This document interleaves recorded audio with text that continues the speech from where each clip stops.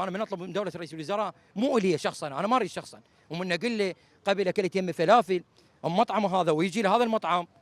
حتى يحسسنا بالامان، يعطينا دافع معنوي، حتى الشباب من تباوع علي انا اخوهم الصغير من باوع انا شو دوله رئيس الوزراء اجل هذا المطعم، ليش؟ لان هذا شاب تكل عن نفسه طور من نفسه، احنا همنا الرساله، ما نذب الثقل كله على الحكومه، اكو سلف موجوده بالرعايه،